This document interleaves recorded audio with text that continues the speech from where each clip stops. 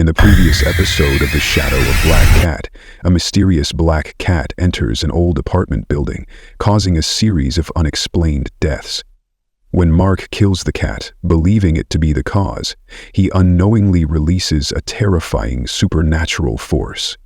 His wife, Samantha, becomes possessed, and the terror escalates, threatening everyone in the building.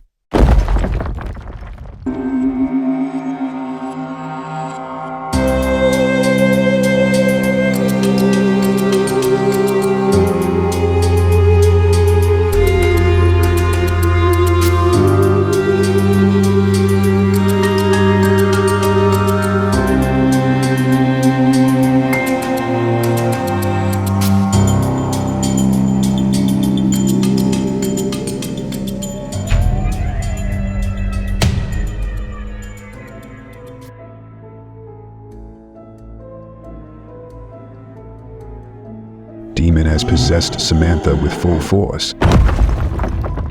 After looking at her sister's condition, Samantha's sister Jessie rushed toward her to hold her, only to be thrown back by an invisible force. She hit the floor hard, gasping in pain. Mark tried desperately to reach his wife, but Samantha's body thrashed, and with a violent motion, Mark was thrown aside like a rag doll. The people gathered around, struggling to control her. After a fierce struggle, they managed to restrain her with the bed to stop her from causing more harm. The room fell silent momentarily before the demon spoke through Samantha. Its voice cold and taunting, it warned them that its family would destroy them all if they did not free her. A woman brought in a bundle of burning sage, trying to use it to push the evil away, but as soon as she entered the room shuddered, and her body started floating mid-air, breaking all the ropes and screaming. The demon laughed as it declared that it would never leave her body. It owned her now and would slowly devour her from the inside. After the demon attacked Samantha, desperate residents reached out to the priest of a nearby church, known for his deep understanding of exorcisms and experience with similar dark cases. He listened to their pleas, nodding gravely as they described Samantha's condition. The priest promised to come after midnight and instructed them to gather the necessary items for the ritual. That night, the priest arrived, his expression serious as he approached the apartment. A chill ran through him as he stepped inside, sensing a strong and menacing presence, something far more powerful than anything he had faced before. He warned Samantha's family to stay back, explaining that the demon would try to manipulate them, urging them to help the demon through her or come closer during the exorcism. As the priest entered the room, the lights flickered. With steady hands, the priest took out his bottle of holy water. Hey, we've paused for a moment, but if you're enjoying the story, hit that like button. Don't forget to subscribe to Ghosty Voids and ring the bell for more spooky tales. Now, let's get back to the horror. The air grew heavy as the demon began playing its mind games. Suddenly, Samantha's voice broke through, trembling and soft, pleading her husband, "Mark, my love, please help me. I'm so thirsty." Mark's eyes filled with tears, and he moved instinctively toward her. The priest's voice cut through the tension, reminding them that it was a trick, a cruel game to make them break the ritual.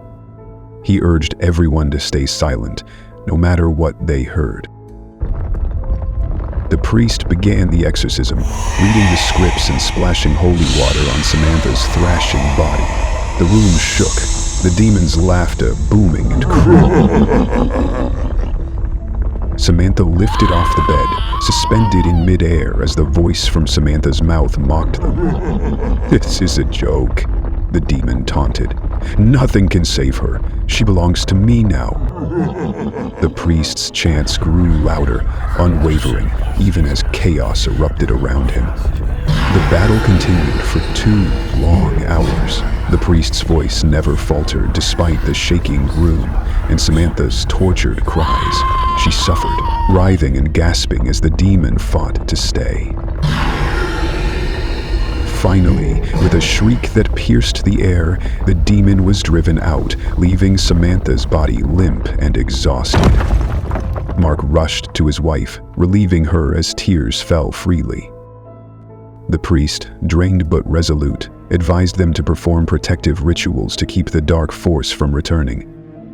As they walked him to the door, a sudden crash sounded from above, and a large stone fell, striking the priest and leaving him injured on the floor, signaling the devil is not truly surrendered.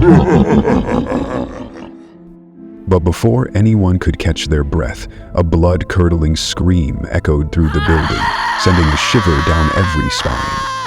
Panic swept through the residence as an old woman cried out, recognizing the voice. "It's my granddaughter, Emma," she shouted, racing up the stairs. When she reached the room, Emma, her granddaughter, was sitting in a chair, eyes white and empty, laughing. Jenna, Emma's grandmother, called out for help. But before anyone could reach her, Emma lunged, striking Jenna with such force that the old woman crumpled to the floor. The demon had revealed his true intentions, and now he was no longer willing to bargain. In the next episode of Shadow a Black Cat, with the exorcism failed and the priest injured, the residents turn to an unexpected source for help, a voodoo magician. He reveals that a black cat was their guardian against evil, but their missteps have worsened the curse. With no other choice, they seek out a reclusive woman at the top of Red Mountain. Will she be able to help, or will the demon continue its reign of terror? Make sure to like and subscribe for the latest updates.